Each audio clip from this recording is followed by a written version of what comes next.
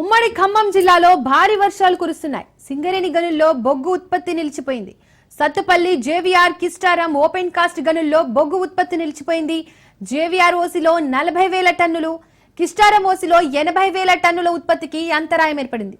వర్షపు నీటిని తోడేందుకు 240 HP మోటార్లను వినియోగిస్తున్నారు.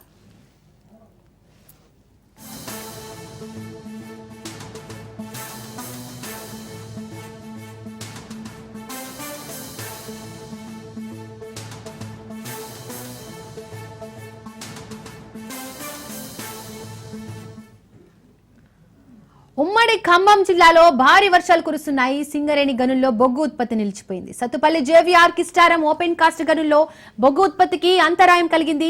జేవీఆర్ ఓసిలో 40,000 టన్నులు, కిస్టారం ఓసిలో 80,000 టన్నుల ఉత్పత్తికి అంతరాయం కలిగింది. వర్షపు నీటిని తోడేందుకు 240 HP మోటార్లను వినియోగిస్తున్నారు.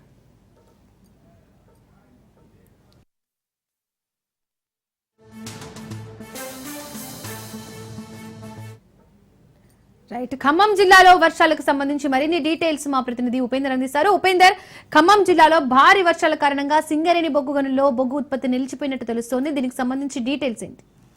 దీపిక, ఇప్పటికే బంగాళాఖాతంలో ఏర్పడినటువంటి అల్పపీడన ప్రభావంతో గత 2 రోజుల నుంచి కూడా భారీ వర్షాలు అయితే కురుస్తున్నాయి. జిల్లా వ్యాప్తంగా అంటే మరో 3 రోజుల పాటు కూడా వర్షాలు ఉన్నాయని చెప్తున్న నేపథ్యంలోనే ఇటు జిల్లా యంత్రాంగం కూడా అప్రమత్తమైన పరిస్థితి కనిపిస్తుంది. ఇక ప్రధానంగా ఏదైతే ఖమ్మం జిల్లా వ్యాప్తంగా ఉన్నటువంటి ఓపెన్ కాస్ట్ గనులు కావచ్చు, బొగ్గు సింగరేణి గనుల్లో మాత్రం పూర్తిగా పనులకైతే ఆటంకం ఏర్పడుతున్న పరిస్థితి కనిపిస్తుంది. ఇక ప్రధానంగా ఖమ్మం జిల్లాలో ఉన్నటువంటి సత్తుపల్లి జేవీఆర్ ఓపెన్ కాస్ట్ కావచ్చు, అటు కిస్టారం ఓపెన్ గనుల్లో మాత్రం పూర్తిగా వర్షపు నీరు అయితే చేరి బొగ్గు ఉత్పత్తికి అయితే తీవ్రమైన ఆటంకం ఏర్పడుతుందని అయితే చెప్పుకోవచ్చు. ఇక 2 రోజుల నుంచి కురుస్తున్నటువంటి వర్షాల నేపథ్యంలోనే ఇటు ఓసీ గనుల్లో దాదాపుగా 40,000 పైచిలుకు టన్నుల బొగ్గు ఉత్పత్తికి కావచ్చు, అదేవిధంగా భారీగా అంటే 30,000 టన్నుల మట్టి వెలికితీత పనులకైతే ఆటంకంగా ఏర్పడుతుందని చెప్తున్నారు. అటు కిస్టార గనుల్లో కూడా దాదాపుగా 8,000 టన్నుల బొగ్గు ఉత్పత్తికి, ఇటు 10 టన్నులటువంటి అంటే మట్టి వెలికితీత పనులకు కూడా ఆటంకం ఏర్పడింది. ఇప్పటికే ఈ ప్రాంతంలో ఉన్నటువంటి అంటే ఏదైతే రహదారులు కూడా పూర్తిగా జలం అంటే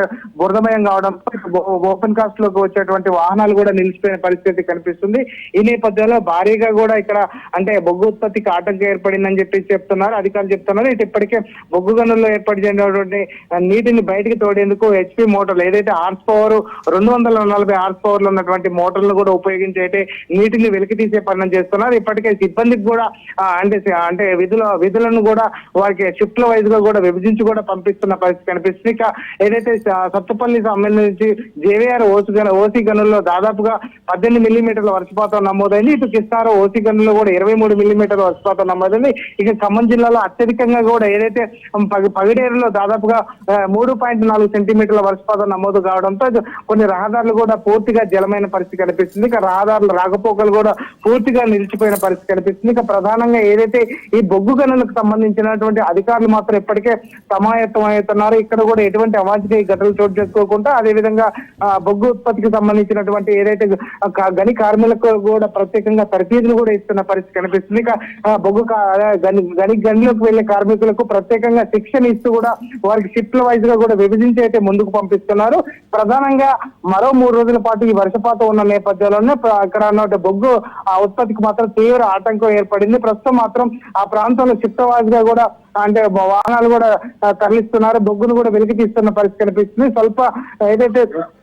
స్వల్పంగా బొగ్గు ఉత్పత్తి జరుగుతున్నప్పటికీ అటు డిమాండ్ కూడా పెరుగుతున్న నేపథ్యంలోనే అంటే అధికారులు కూడా తర్జన భర్జనలు పడుతున్న పరిస్థితి కనిపిస్తుంది. భారీ మోటార్ల సహాయంతో కూడా ఇక్కడ ఓసీ గనుల్లోకి వచ్చినటువంటి అంటే వర్షపు నీరుని వెలికి తీసేందుకు అయితే ప్రయత్నాలు అయితే చేస్తున్న పరిస్థితి ప్రధానంగా కనిపిస్తుంది. మరో 2 రోజుల పాటు కూడా ఈ వర్షాలు ఉన్న నేపథ్యంలోనే అధికారులు మాత్రం కొంత తర్జన భర్జనలు పడుతున్న పరిస్థితి ప్రధానంగా కనిపిస్తుంది. Deepika. Right Upender, thank you.